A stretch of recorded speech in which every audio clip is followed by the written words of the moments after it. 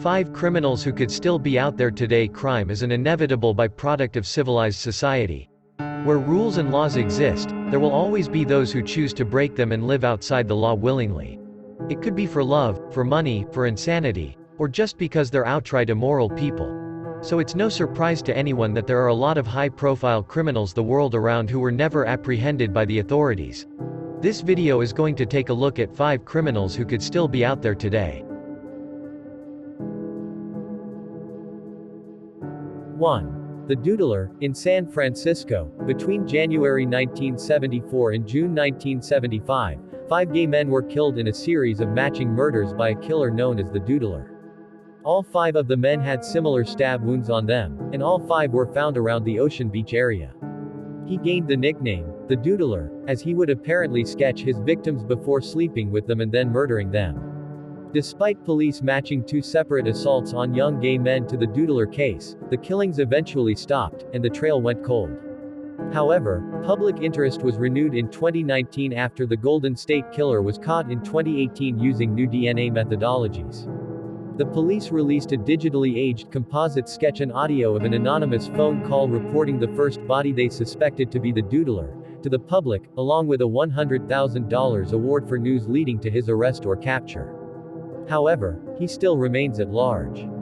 2. Akamez Gochiayev was accused of organizing the Russian apartment bombings in 1999 between September 4 and September 16, being responsible for 293 deaths in Moscow and Volgodonsk. Moreover, these bombings acted as one of the major catalysts for leading Russia into the Second Chechen War. Gochiayev claims he was framed by a former friend who was an FSB officer, although the FSB claimed Saudi-born Chechen terrorist Ibn al-Khattab paid him $500,000 to organize the attacks.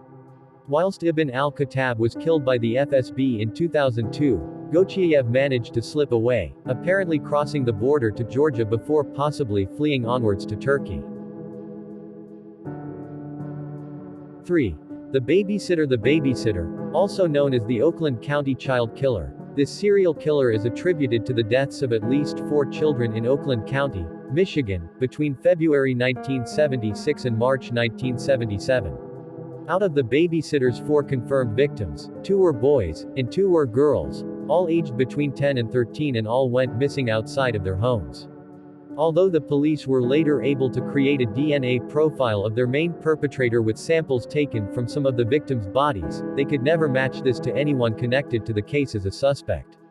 The killer's identity remains unknown to this day.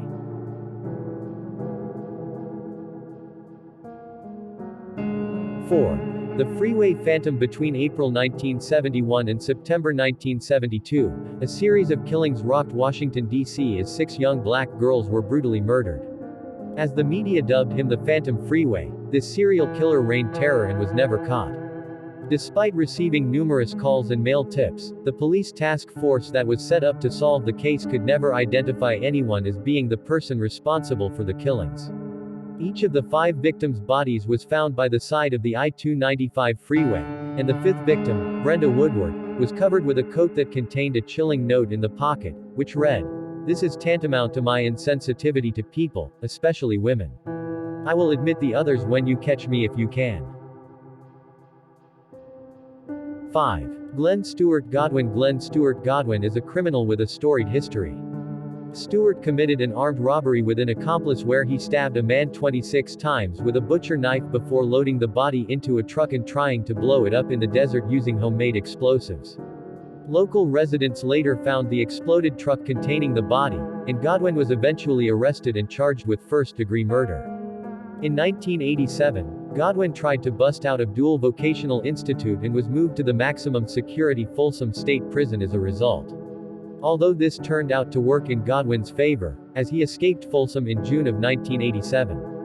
Godwin then made his way south to Mexico, joining a Mexican drug cartel, which eventually landed him back in prison, only this time in Mexico, in 1991. While awaiting extradition to the United States, Godwin killed a rival cartel member in prison, stalling his extradition long enough to stage another jailbreak.